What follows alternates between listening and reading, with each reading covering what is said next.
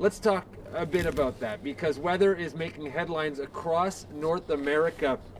These temperatures, Churchill, Manitoba, minus 36. How about Geraldton in Ontario? Some parts of northern Ontario were the coldest place on the entire planet early this morning, and that is the polar vortex that's sinking south. Places like Minneapolis, Chicago is a shot at breaking the coldest all-time temperature, and that is going to cause some airport delays this week as well. Lake effect snow will be continuing, and there's your jet stream from Alaska all the way south. So that's allowing the North Pole air to get into our weather pattern. As we'll go back, if you can, on camera, I do want to just show anybody who's just joining us now this type of snow, and we have somebody just actually coming into work, so we'll just pan around and hopefully you can see him just venturing through. So the snow started around 10 or 11, the lake effect, and I'd say we've seen about 10 centimeters so far, and it is coming down at anywhere from 2 to 4 centimeters an hour. Now I want to show you how I talked about Superman snow, how light and fluffy it is. Take a look at this. It just flies away, and the winds aren't that strong just yet, but that is going to change as we move through the night tonight. We should see some gusts to 50 or 60 kilometers per hour, and that's going to cause just zero visibility. It's really bad on the roads. Take my word for it. Conditions are only getting worse from here. So I want to show you how big this system is, because it basically stretches through the Great Lakes, and well, we skipped ahead a little bit, but let's show you what we're expecting over the next couple of days as we go back to the weather system. -4, that is tomorrow morning, and then it gets much colder. -17 on Wednesday, but the wind chill will be -30 or -40 even. That's the coldest air of the season so far, and it only slowly gets better. -9 on Friday. How about that? Rain and +4 on Sunday. So this snow is going to melt, at least some of it, but we have very cold air to get through for the rest of the week. And there's a look back at our harbor cam shot. -10, and now the winds have picked up just a bit, east at 24. That's Pearson Airport, and I will go through this again. There's your jet stream. And I want to get to the radars, because that's where you can see, there we go, see the size and scope of this storm. As we get closer, the darker blue, well, that is the heaviest snow, and it is found right over the Greater Toronto area, and that is the lake enhancement. I circled it in red, so that is where we're seeing these 2 to 4, 5 centimeters every hour snowfall rates because of east winds. And there's your visibility at Pearson Airport, 0.4 kilometers. And as we look off towards the southwest, this is where we look for what's coming next. That's some heavy snow bands. The 402 from Sarnia to London is a mess. 401 from Windsor up towards London as well. And that continues. The QEW wasn't great this morning with lake enhancement.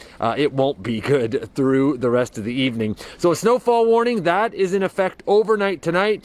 And then as we get just a little bit closer, here is our accumulation forecast. If you're in the Niagara area, we're not going to see too much snow there.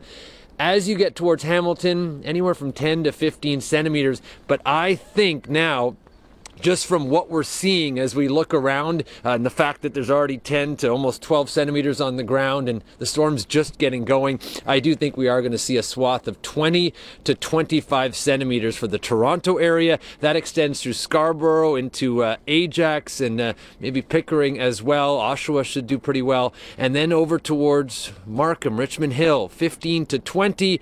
Places like Vaughan, 15 centimeters easily.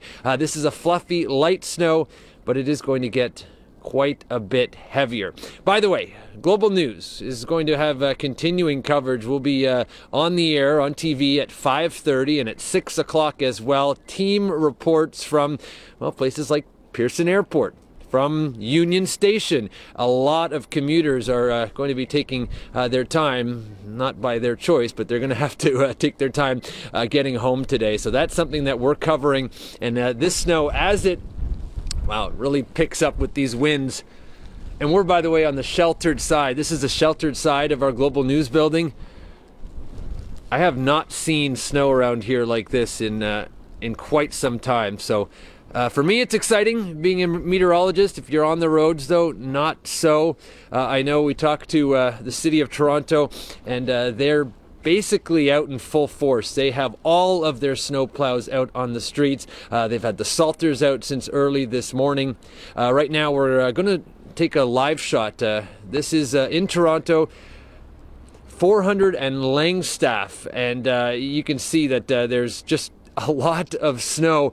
So people are going slow because you can't see out your windshield, and that's good. That means you won't have as many accidents. Of course, if you get stuck in a lot of the hills, I know Avenue Road is notorious for people getting stuck on the way up. That's going to be a problem. Bayview as well in Toronto, and everybody knows their local hill where cars get stuck in weather like this, and that's just what we're seeing. So these conditions, I wish I could say they're going to get better.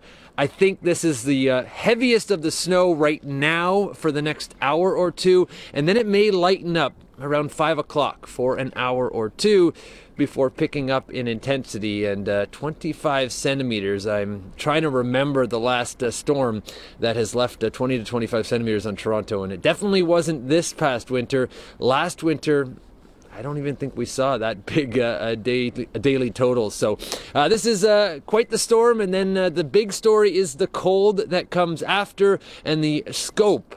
The fact that so many cities in Canada and the US are going to be dealing with the potential, at least, of record cold air.